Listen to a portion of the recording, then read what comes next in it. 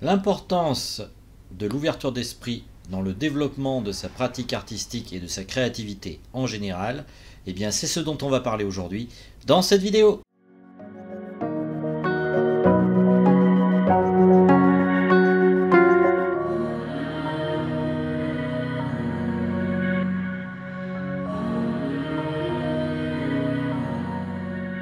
Bonjour et bienvenue sur cette chaîne. Alors aujourd'hui, on va parler de l'importance de l'ouverture d'esprit dans le développement de sa créativité et on va essayer de voir les différents points qui sont importants justement pour adopter un nouveau regard et ouvrir son esprit à de nouvelles pratiques. En tout cas, c'est ce que je vais essayer de vous présenter dans cette vidéo. Si vous le souhaitez, en attendant, bien évidemment, avant qu'on commence cela, je vous invite à partager et à liker. Et puis, bien évidemment, aussi à vous abonner à cette chaîne si ce n'est pas encore fait. Donc, en tout cas, c'est parti, on y va. Premier point qu'on peut essayer de développer en soi pour avoir une ouverture d'esprit plus grande, eh bien, c'est s'ouvrir à d'autres manières de créer. Alors, qu'est-ce que je veux dire par là? Eh bien, c'est que tout simplement, un artiste n'est pas obligé forcément de créer avec des peintures, même si effectivement c'est mon moyen d'expression. Il existe d'autres formes de moyens de s'exprimer. Et pourquoi pas combiner justement votre peinture avec des moyens de s'exprimer différemment.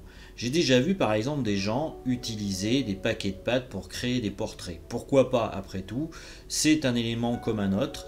Et on peut aussi par exemple faire référence au mouvement du land art qui avait pour but principal, et qui a d'ailleurs toujours pour but principal, de développer des œuvres artistiques en utilisant des objets de récupération dans la nature. Alors ça peut être des branches, des choses comme ça, et ils créent des œuvres d'art avec ça. Alors pourquoi pas combiner ça avec des peintures ou sans des peintures, peu importe, mais en fin de compte, l'ouverture d'esprit, c'est aussi accepter de créer différemment avec des tas d'éléments différents, et pourquoi pas les combiner entre eux.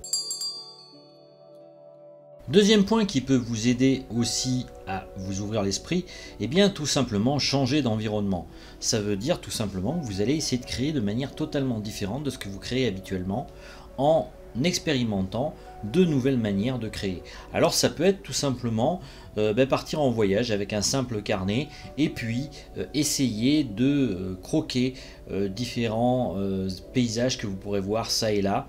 Et ça peut être une très bonne idée pour ouvrir justement votre esprit en essayant d'observer tout ce qu'il y a autour de vous et puis bien évidemment en essayant de créer malgré le brouhaha qu'il peut y avoir autour de vous ou en étant entre guillemets soumis à pression parce qu'il y a des gens autour de vous, eh bien ça va vous inviter aussi à ne pas avoir peur de montrer votre travail et puis qui sait, peut-être que lorsque vous serez sur un banc en train de dessiner par exemple au bord d'une rivière et que vous représenterez, je sais pas moi, un canard, un arbre ou autre chose, eh bien un spectateur peut venir voir ce que vous faites et vous donner des conseils pour vous améliorer effectivement dans la pratique de votre créativité et de la pratique artistique de la peinture en général.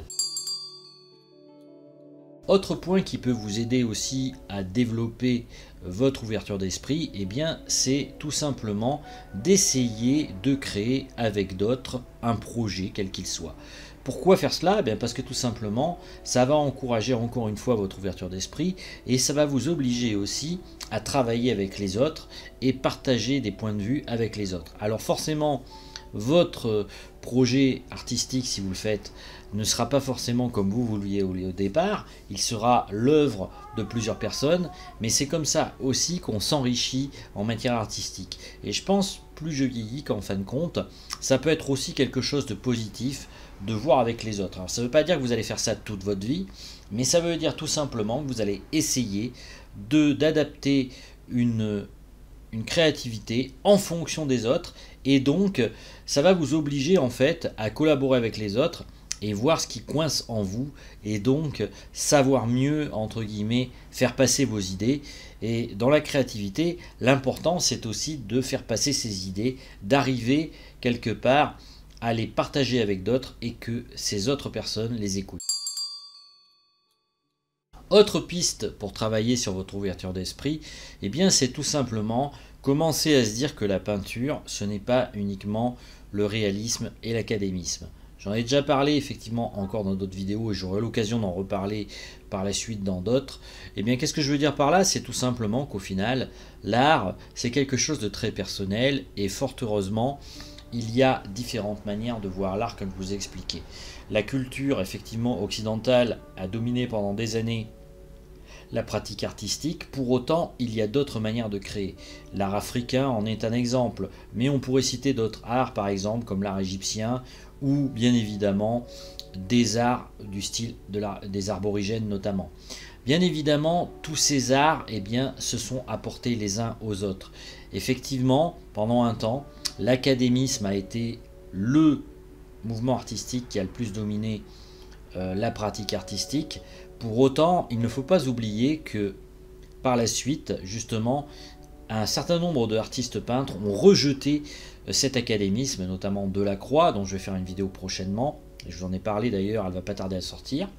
Ce dernier a prôné l'idée d'utiliser des couleurs qui étaient pures, ou disons plus vives, que travailler dans les nuances qui existaient dans la peinture académique. En soi, ce n'a pas été forcément un mal, parce que ça a permis de créer des œuvres qui étaient un peu uniques, et puis il est aussi sorti du système des proportions, qui était quelque part hérité de l'Antiquité romaine, où on pensait qu'il fallait respecter un certain sens de la proportion au niveau des corps et des visages. C'est pas toujours le cas. On peut très bien sortir de cet académisme pictural en se disant justement qu'on va essayer de représenter un personnage totalement différemment de ce qu'il est en réalité.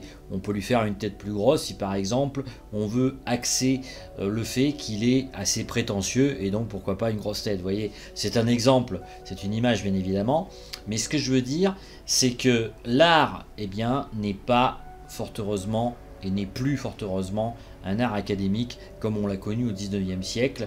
On est sorti de ça, donc justement, essayez de vous ouvrir l'esprit là-dessus, et puis n'oubliez pas qu'il n'y a pas non plus que les pigments et la peinture pour créer, qu'on peut aussi créer aujourd'hui avec de la lumière. J'en veux pour exemple l'usage de l'outil que vous regardez actuellement, qui est sans doute un smartphone ou un ordinateur.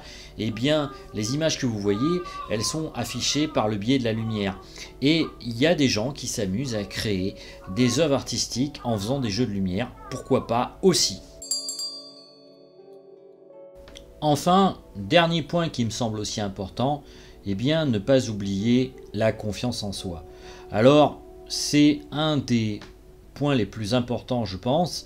C'est lorsque vous allez vous confronter à d'autres artistes, n'ayez pas peur non plus de défendre votre point de vue, même si vous pensez que ce point de vue est peut-être, disons, assez divergent par rapport aux autres.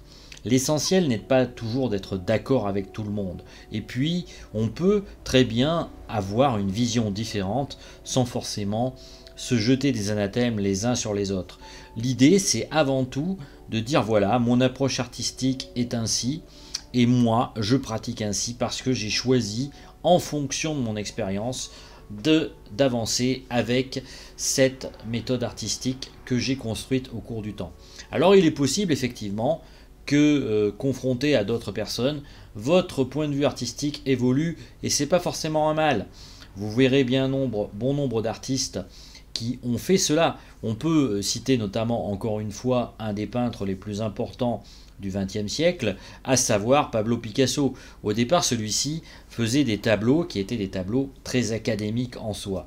Et puis, il a inventé de nouvelles manières de créer, notamment en s'inspirant, encore une fois, de l'art africain, notamment le cubisme. C'est ainsi qu'en fin de compte, cet artiste a réussi en fait à se démarquer des autres, et c'était pas forcément facile d'avancer ce genre de pratique artistique dans sa période où justement c'était un art nouveau. Et de toute façon, en tout temps, il y a eu des arts nouveaux, et ces arts nouveaux souvent sont passés inaperçus à l'époque où les artistes en question vivaient.